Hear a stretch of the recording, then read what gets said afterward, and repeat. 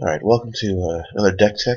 Um, this is for Modern once again, and this is a little brew slash rogue deck that I built. I did an article on it a while ago. I think I linked it last week.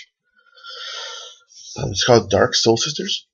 Um, the whole point is to get one of your sisters out here, either Attendant or Warden, um, to get Primate out and kind of get to town.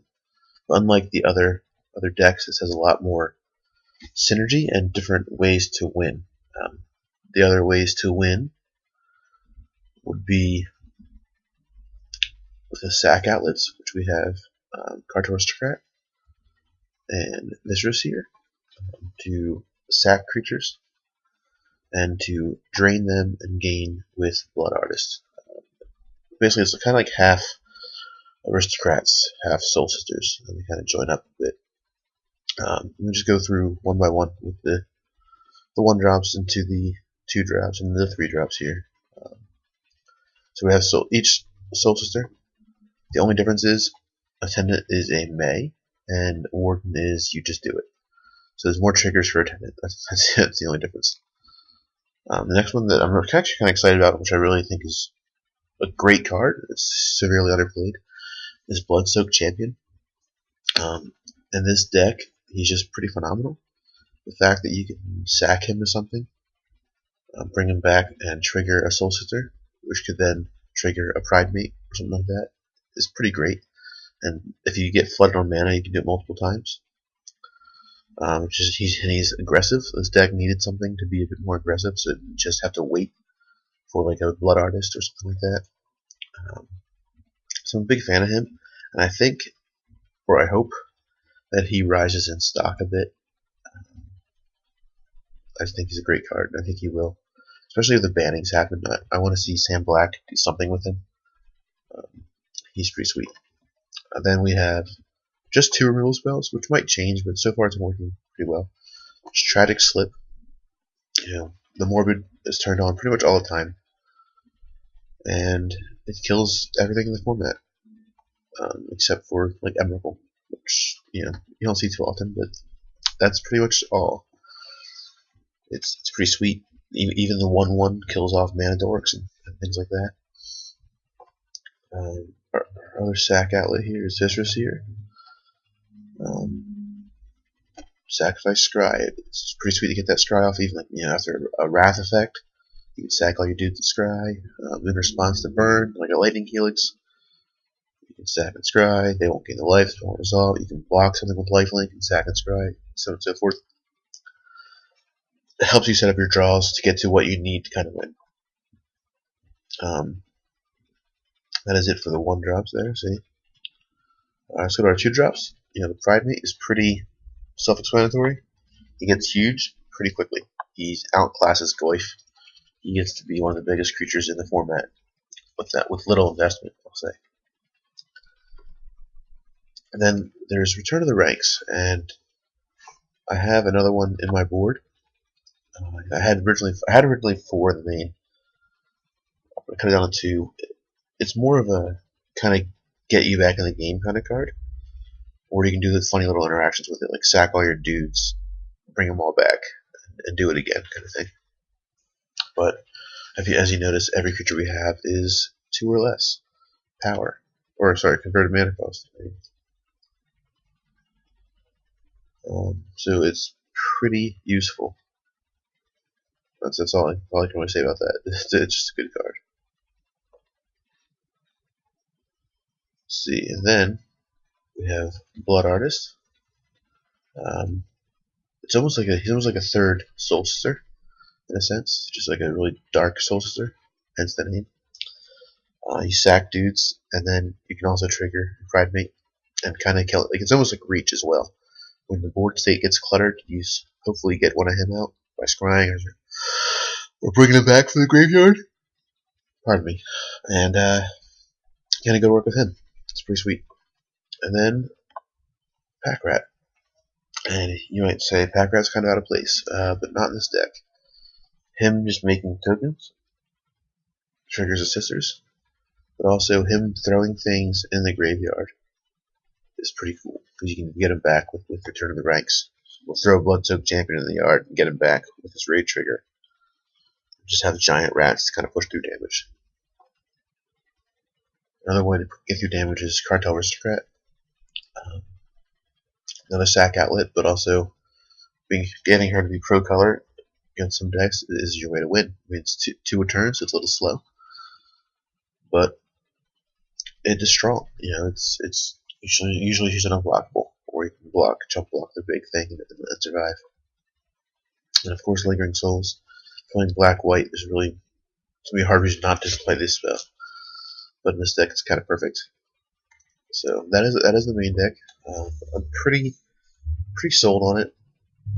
I enjoy it. I guess I can go into lands quick and explain why I have certain things. It's a little weird. It's different than my paper mana base. I have 4 Myers and 4 Heaths, and the reason being is I sold off my Marshflats a little bit ago. I thought I was done playing black-white. So I'll have to get those back eventually. But this is working as well. And then I have 2 Ghost Quarters for decks like Tron or Gavny Township, which you don't have to worry about much longer. Well, Tron, yes, might even be a little bigger. The Gavny Township and things like that, maybe not. I mean, your pot is gone in 2 weeks. I think 2 weeks, yeah. So, not much to worry about there. And then Godless Shrines. I will be picking up Isolated Chapels as well. And maybe just adding in more basics. And eventually I'm going to pick up Marshflats as well. And then the mana will be more. I mean, the mana's fine now. You just take a little bit of pain from it, that's all. But that's the main board. Let's move on to the sideboard part of me. I had a rough night last night, and it's early today. So let's start with the 1-drops again. The Path basically comes in and replaces the Tragic Slip for things like Wormcoil Engine, Kishin Finks, Murderous Redcap, Voice Resurgence, things like that you want to just exile, or just more removal in general if you need it. This might, this might get replaced too. I don't know if we can keep it a Path or maybe just put in more Tragic Slips, depending on what I like more. The rest should be Thoughtseize. I don't have them right now. I will get them eventually. Again, I think they're like 7 tickets or so to work on that. But it's for the control matchups. You side out some of your removal, put in Hand Disruption. It's not that hard. Or even combo matchups like Scape Shift, things like that you need to get through. Canonist is good for Storm. Is good for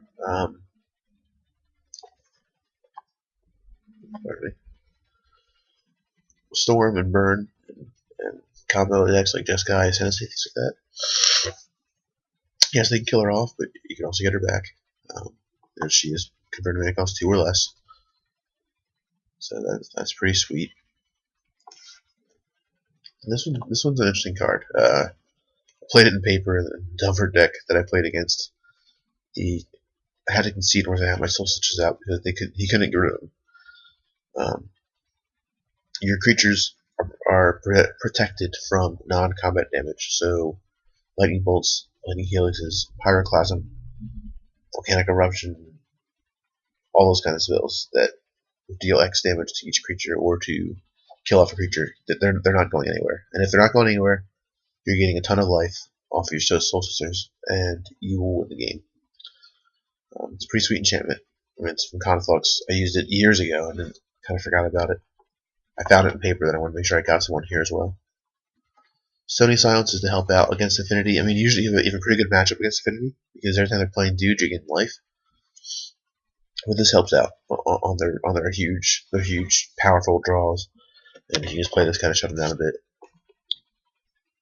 Core Firewalker might not be needed, but it does help that he can't get killed off as well by red spells, and he can block things like that. You can take out like the Soul's Attendant, Attendant, and put him in. He also comes back with Return, which we have a third one on the board for the controlling matchups. For matchups where you want more more guys to return, return to the ranks. More guys come back. It's kind of needed. They wipe your dudes out a lot. This one was a last minute change, and Elspeth is just in there because, for one, she's going to give us control, but two, that there's a lot of times where Johnny's pride mate just gets stuck. Like he could be a 35, or bigger, and he's getting chumped, and you can't clear through the masses, if you will. So her giving a creature +3/+3 and flying could just be game over. I might increase her to 2 and take out the other return. Because she also makes a token that triggers your sister every turn, and it also gives you a token to sack to Aristocrat or Viscera Seer, just so you can scry or so you can get protection. It gives you a raid trigger if you want. You can attack with a token. I think she might be included as a 2-of. But right there, that is a deck. It is a lot of fun.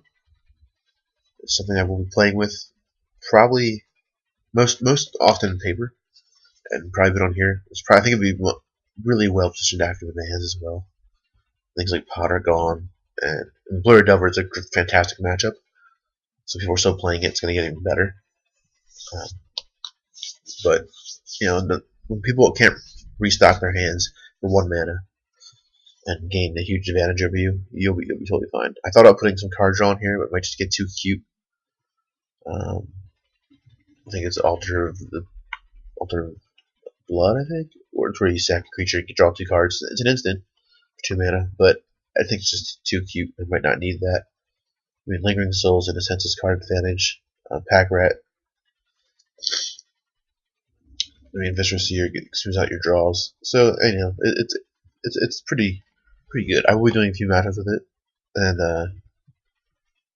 hope you guys enjoy this as well. Until then.